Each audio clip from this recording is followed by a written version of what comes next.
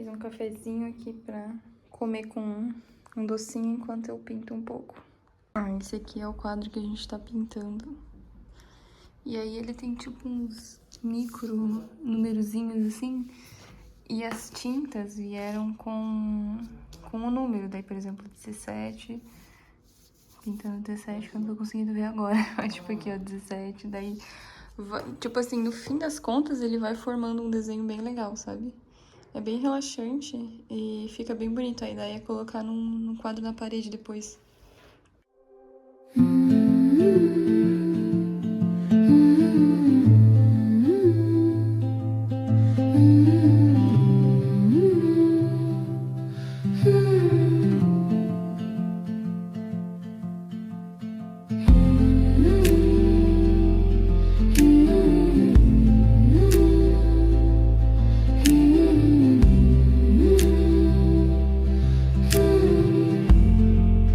Eu pintei só essa partezinha aqui, ó.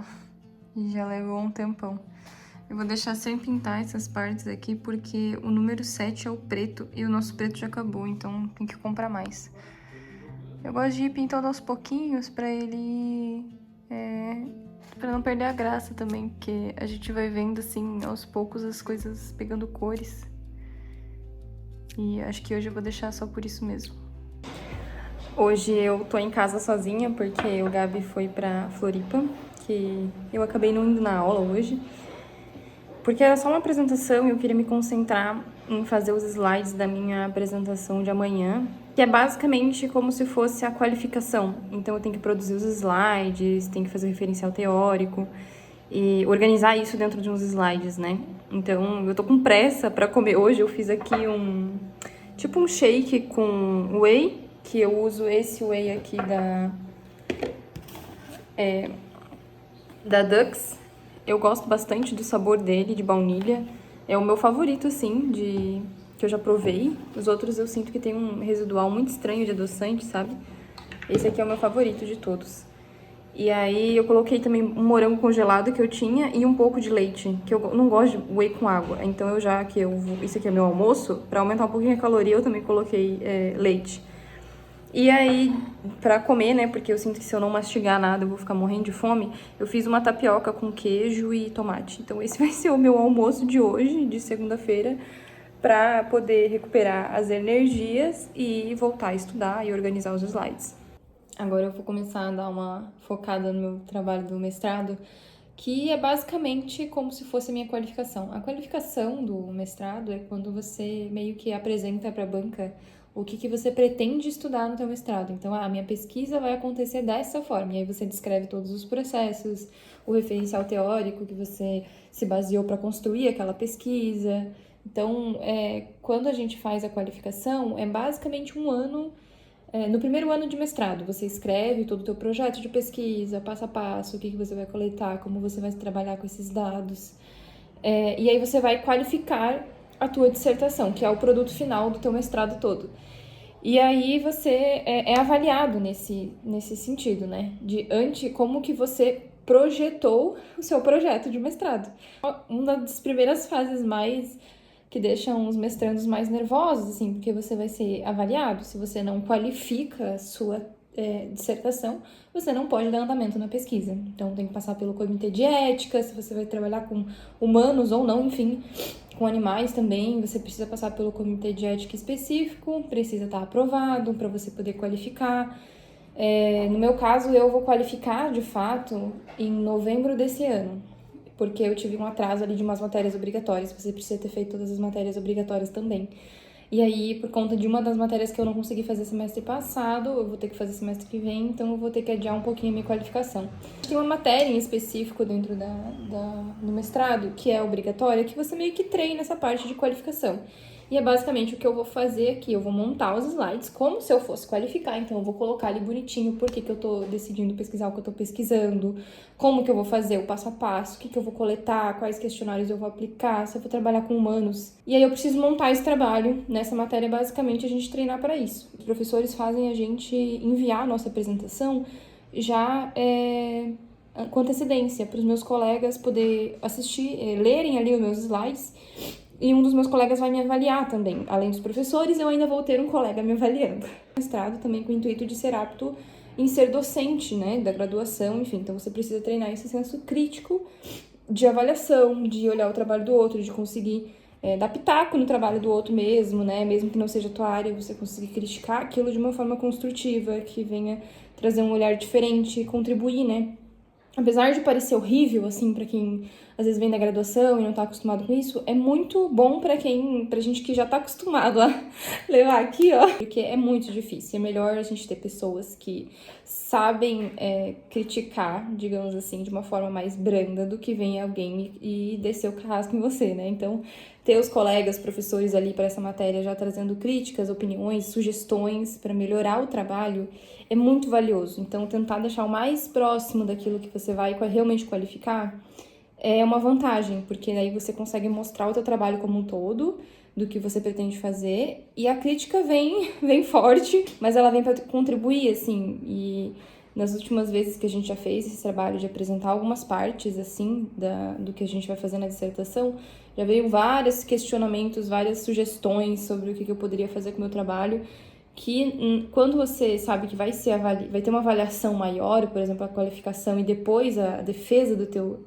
mestrado, é muito valioso, né? Porque você quer deixar ele o mais redondinho possível para quando chegar lá ter o menos coisas para você mudar ou ter que alterar, enfim. Então agora eu vou focar nisso agora à tarde. E depois eu quero tentar ir no mercado, fazer as compras pra semana. Basicamente estamos precisando de tudo. Então tem que comprar bastante coisa, vai ser uma compra bem grande. E eu ainda quero ir na academia, vamos ver se eu consigo. Não sei ainda se na verdade eu queria correr, mas não sei se eu vou conseguir, porque tem feito bastante frio à noite aqui. E o tempo que eu vou ter vai ser basicamente à noite, porque eu preciso focar nisso para poder enviar para minha colega avaliar e também enviar para os professores avaliarem, né? Eu vim um pouco aqui na sala porque sabe aqueles momentos que você já não consegue mais nem saber se tá pensando direito? Eu estou assim, tentando montar o slide e ao mesmo tempo tentando organizar os pensamentos pra ver se tá fazendo sentido, sabe? Se tem uma historinha sendo contada, se faz sentido uma coisa que eu tô interligando com a outra. Isso é muito difícil, porque às vezes você tem as informações, só que elas estão soltas, e aí você precisa fazer com que elas façam sentido juntas. E às vezes não tem um caminho muito fácil nesse sentido, assim, às vezes não dá, às vezes na sua cabeça faz sentido, ou às vezes nem na sua cabeça faz sentido, na cabeça do seu orientador faz todo sentido, mas na sua não. E aí você tem que lidar com isso, tipo assim, entender o que tá passando na cabeça do seu orientador, pra daí você traduzir pra sua cabeça, pra na sua cabeça você ter a firmeza de que aquilo que você tá falando é verdade, porque autoconfiança, né? Ter confiança no que você tá fazendo e no que você tá falando faz muita diferença na hora de apresentar um trabalho. E aí depois você tem que passar isso pro slide e tem que fazer sentido, então é muito difícil. Cara, eu terminei os meus estudos e minha cabeça chega a tá doendo, assim, de tanto que eu pensei e tentei formular o slide de uma forma que ficasse bom. E, nossa, fiquei no escuro. E aí, ao mesmo tempo, tentando organizar, assim, pra que ficasse entendível, para as pessoas entenderem o que eu tava falando, sabe?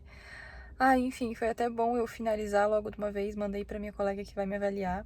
Eu ainda tenho que enviar no sistema ali das aulas e tenho que avaliar o da minha outra colega, que eu, no caso, vou avaliar.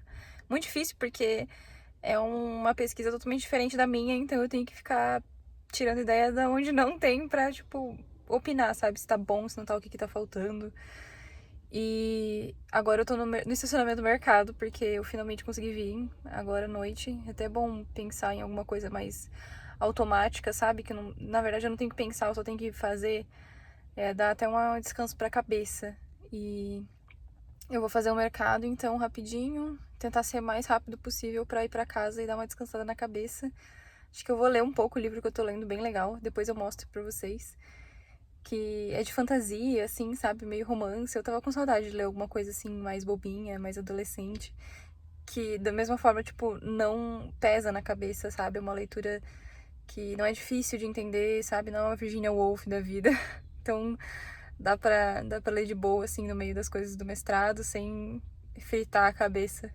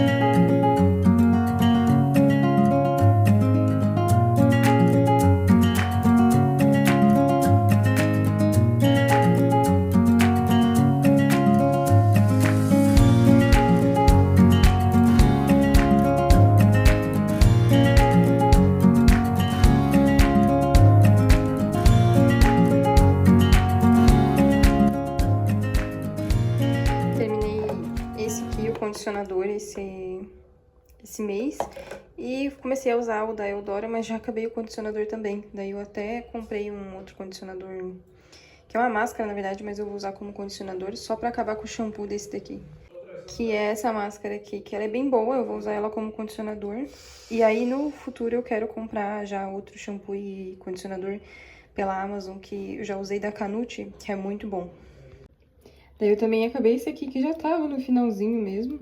E agora eu tô finalizando esse olhinho de cabelo aqui, que tem bem pouco, acho que não vai dar pra ver, mas ele tem bem pouco, ó. E finalizando ele, eu já vou começar a usar o outro. Tô até deixando ele de cabeça pra baixo pra ver se escorre e eu consigo terminar de usar. Mais um produto finalizado. Esse aqui, cara, eu vou ser bem sincera que uma parte dele acabou vazando, porque tava no finalzinho já e o pump dele não tava mais puxando, sabe? Aí eu dei uma deitada nele, assim, pra ver se eu conseguia tirar desrosqueando, e no fim das contas acabou vazando metade do produto. Aí agora que eu finalizei ele, eu peguei de novo esse restinho de... Era um outro produto que tinha aqui dentro, que era uma embalagem muito grande, daí eu botei aqui pra ficar mais fácil de usar. E aí ele tá no finalzinho, mas eu sinto que ele é tipo uma aguinha, sabe? Um problema que eu tava tendo com esse daqui, que eu lembrei depois que comecei a usar, é que ele deixa meu cabelo muito pesado, porque ele é um óleo bem denso, né? Então, no final, assim, eu acabei usando ele mais pra umectação do que pra finalização mesmo. Aí eu até resgatei esse aqui de novo pra mim começar a usar, só que o problema desse daí é que ele é muito líquido, assim, ele serve mais como uma proteção térmica pra secar o cabelo com secador. E quando vai finalizar ou vai dar aquela renovada, mas, tipo, proteger o cabelo mesmo, que nem às vezes eu vou pra academia, enfim, ele já não funciona tão bem. Então eu pensei em resgatar esse aqui, que é um óleo da Eco que eu tinha, ele tá quase no finalzinho. Tem bem pouquinho, deixa eu ver se vai dar pra ver. Ele tem bem pouco, tá por aqui mais ou menos. E eu vou usar ele daí pra finalizar, sabe? Nesses momentos que, antes de ir pra academia, ou depois, que nem agora eu sequei o cabelo, aí eu sinto que não tem como passar aquele finalizador de novo, porque eu já passei ele antes de secar, mas eu sinto que as pontinhas precisam de um olhinho, assim, pra voltar a ficar hidratada de novo. Então eu vou começar a usar esse daqui. É esse da Eco Óleo Sublime. Sublime? Acho que é Sublime. Tem proteção UV e proteção térmica também. Eu acredito que esse aqui vai acabar primeiro, porque como é água, ele acaba bem rápido. Então, quando esse daqui acabar, que eu uso hoje pra fazer proteção térmica, eu vou acabar usando só esse daqui, porque ele parece um sérum, ele não chega a ser bem um óleo, que nem aquele ali da Elseve. Então, dá pra usar ele tanto pra proteção térmica quanto pra finalização depois. E uma desse da Elseve é que se eu aplicava, tipo, mais de uma vez, ele deixava meu cabelo muito pesado, ficava até assim, parecia que eu não tinha lavado, sabe? E ficava estranho. Então, às vezes eu passava antes de dormir pra não quebrar o cabelo, né, com atrito ali do travesseiro, e eu acordava, eu tenho o costume de passar de novo óleo pra dar aquela renovada e ir trabalhar. Mas eu sinto que quando eu fazia isso, eu chegava ali na metade do dia, ele já tava todo, sabe, eu tenho que amarrar no rabo, ele tá estranho, parece que as pontas secas, a raiz oleosa, ele ficava bem esquisito, então eu já não recompraria ele. Agora, esse daqui, eu acabei gostando bastante, assim, não sei quanto que ele tá, porque eu ganhei de uma amiga minha esse finalzinho, mas eu vou começar a usar ele de novo, porque eu não lembro muito bem como é que ele funciona no meu cabelo. Mas como ele parece mais um sérum do que um óleo, eu acho que ele vai funcionar melhor. Assistindo esse anime, Kami-sama Kiss. E, gente, sério, se você nunca assistiu e você gosta de anime, assim, de romance, você precisa assistir, porque ele é muito divertido. Eu acho que é a terceira vez que eu tô assistindo, assim, e ele é muito divertido. É basicamente essa menina, a Nanami, essa daqui, que o pai dela deve dinheiro pra alguém, não sei, e ela acaba virando uma divindade da Terra. E aí ela tem que cuidar do templo, mas ao mesmo tempo tem esse cara, que é o Tomoe, que é tipo um guardião dela, da divindade da Terra, e agora ela é a divindade da Terra, tipo uma adolescente de 17 anos cuidando de um templo, cuidando de orações das pessoas devotas que vão ali pedir ajuda pra ela, que é a divindade. E, cara, é muito engraçado. Ele é muito gostoso de assistir, ele é divertido. Ele tem um romancezinho ali, sabe, entre ela e o Tomoe em alguns momentos. Mas tem outros personagens também tão cativantes e divertidos. Eu adoro. É a terceira vez que eu tô assistindo. Ele tem 2 temporadas. E, sinceramente, eu gostaria de ter mais temporadas, sabe? A terceira, a quarta, enfim. E a minha irmã me deu de aniversário o mangá dele, que na verdade ele é um mangá, né? E aí fizeram do mangá um anime. E, cara, assim, o mangá Ele é muito parecido com... Na verdade, o anime, né? É muito parecido com o mangá. Ai, eu tô na escuridão aqui. Meu Deus. Esse aqui, ó. Cara, ele é muito fofo. Eu ainda tô lendo aquele da menininha que é meio prostituta lá. Eu não lembro o nome dele agora. Mas quando eu terminar, eu vou começar a ler esse aqui. Eu fico com dó de ler os doramas, porque os animes... Olha, bem louca, já confundindo tudo. Eu fico com dó de ler os mangás, porque eu sinto que eles acabam muito rápido, né? Porque eu fico empolgada com a história e são imagens, tu fica passando ali rapidinho. Quando vê, tu terminou o mangá inteiro. E, tipo, um dia, sabe? Dá pra terminar num final de semana esse mangá inteiro aqui. Se você tiver muita determinação, né? No caso, como eu me prendo muito com as histórias, isso acaba acontecendo. Então eu fico morrendo de dó e aí eu fico lendo bem devagarzinho, assim, tipo, de uma forma muito preciosista, sabe? Pra não perder nenhum ponto, nenhum desenho, olhar todos os quadradinhos, que eu acho muito bonito e é muito gostoso de ler. E eles são tão caros, né? Aqui no Brasil, pelo menos. Gostaria que fizessem versões que nem eu tava acostumada a ler quando eu era pré-adolescente. Que é igual a sair no Japão, sabe? Aqueles mangás bem fininhos, assim, tipo uma revistinha da Mônica, que é pra você ir comprando um volume atrás do outro. Aqui no Brasil eles não têm costume de fazer isso. Hoje em dia eles fazem esses volumes grandes, né? E todos elaborados, enfim. Eu gostaria que fosse mais acessível, assim, pra gente comprar loucamente, que nem eu comprava quando eu era adolescente. Aproveitei o finalzinho de domingo pra fazer as unhas. E... ai, não vai dar pra ver direito. Ai, meu Deus. Saco, não vai dar pra ver direito. Mas eu pintei de um roxo, que eu tinha um esmalte antigo aqui da Panvel ainda, na embalagem quadradinha. E eu tô tentando acabar com os meus esmaltes, assim, acabar no sentido de usar o que eu tenho antes de comprar novos esmaltes, na mesma vibe dos outros produtos de beleza. Eu dei uma selecionada neles esses dias e tirei alguns, dei pra minha irmã, pra minha sobrinha, uns que tipo azul, verde, que eu não uso. Deixei só aqueles que eu sei que eu vou usar e aí eu não vou comprar nada até eu acabar com eles também. Eu tenho coisa de 15 esmaltes, talvez, 15, 20 esmaltes. Mas eu já tive bem mais, assim, já tive uma pochete pra cada cor de esmalte. E toda semana eu tava comprando um. Então agora eu vou dar uma pausa. E assim, se for ver, a cor deles é praticamente a mesma. É tudo em tom de roxo, vinho, tipo aquele rebu, o Léo mandou flores, esses tons assim de rosa, vermelho, um rosinha mais claro talvez, nude, branco, tudo dentro dessa paleta de cores, assim. Então, às vezes tem esmalte muito parecidos uns com os outros e eu acabo comprando mais e do mesmo tom. Então, eu vou usar todos eles de uma vez pra poder acabar com eles também. Acabei de terminar esse livro que é Era Uma Vez um Coração Partido, da Stephanie Garber. Ah, ele aqui, fazendo barulho. E, gente, que decepção esse livro!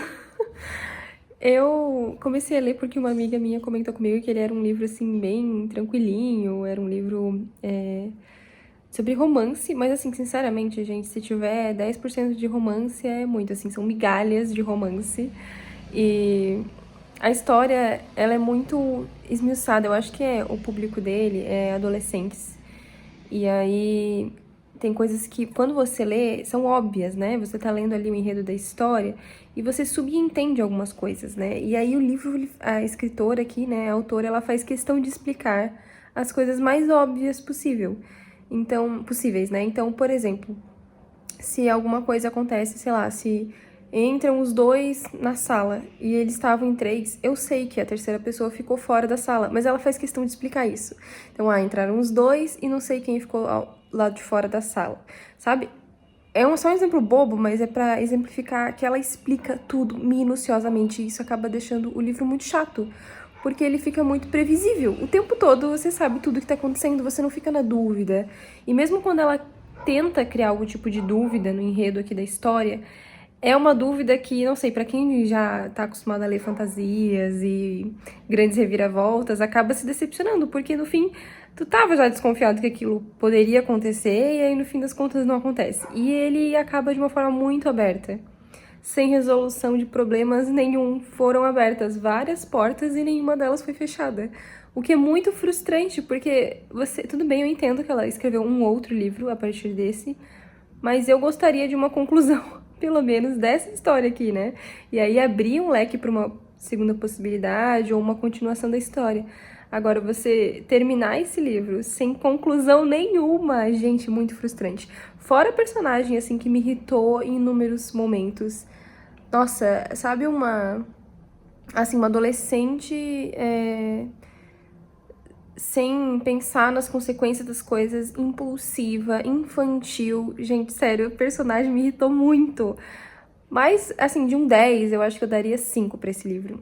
Em termos, assim, de distração, sabe? Ele serve como uma boa... Como um bom... uma boa leitura, assim, pra se distrair, pra você ler alguma coisinha boba, sabe? Um intervalo entre livros difíceis, eu acho que seria uma boa, porque você não precisa pensar em nada pra ler isso aqui. Tipo, ele te entrega tudo de bandeja, você... Claro que ele traz uma curiosidade, senão eu não teria conseguido terminar. Eu acho que, nesse sentido, ela consegue ainda entreter, sabe? Só que de uma forma muito entregue de bandeja, assim, é bem... enche um pouco o saco, principalmente no final. E aí tem umas coisas, assim, tão absurdas, é de fantasia. Então você entende que é um mundo completamente diferente de tudo que a gente viu, enfim. Mas tem coisas, assim, que são tão... parece que ela enfiou aqui uns hypes sem sentido nenhum. Ai, gente, eu vou soltar uns spoilers, mas, tipo, sei lá, tem um momento aqui que aparecem uns vampiros. Sem necessidade nenhuma, gente, de ter esse vampiro na história. Tipo, quem é esse cara? Eu não sei se no segundo livro vai desenvolver melhor essa questão de ter vampiros ali naquele mundo. E é um mundo tão abstrato. Isso é uma coisa que eu senti falta também. Ela se preocupa muito em explicar coisas óbvias e ela não explica direito o universo em que o livro tá acontecendo. Então, claro que ela não chega a ser... Eu não esperava algo como Tolkien, que escreve detalhes de todo, sei lá, do canto da parede, mas contextualizar um pouquinho a gente sobre em que universo tá acontecendo a história, eu senti falta, sabe? Mas, de forma geral, ele interte bem. O personagem aqui mais interessante, entre aspas, seria o Jax, que é o personagem masculino, meio vilãozinho. Vai ter ali um romance entre eles, meio enemies to lovers, assim, mas nada desenvolvido. Tipo, são migalhas, que nem eu falei, migalhas de romance aqui, eles não chegam a ficar juntos nem nada. E ela... E, sabe, sinceramente, eu até nem queria que ela ficasse com ele, de tão chata que ela é. Eu preferia que ele encontrasse outra personagem pra ficar, porque, olha, Jesus amado, gente, muito tapada. Mas terminei, enfim, mais um livro concluído. Eu não sei o que eu vou ler agora. Tava pensando em ler o livro do Off Campus, mas como eu assisti tão recentemente a série, eu sei que tem bastante coisa diferente, né, da série pro livro. Mas eu não sei se eu vou ler, sabe? Porque, querendo ou não, é muito parecido algumas coisas, então acho que vai ficar chato, porque eu já sei o que vai acontecer. Mas agora, o que eu vou ler, eu não faço ideia. Eu preciso pensar em algum livro que eu queira, porque eu queria ler alguma coisa de romance, mas um bom romance, sabe? Não sei, vou ter que pensar direito. Se alguém tiver alguma indicação pra me dar, eu aceito.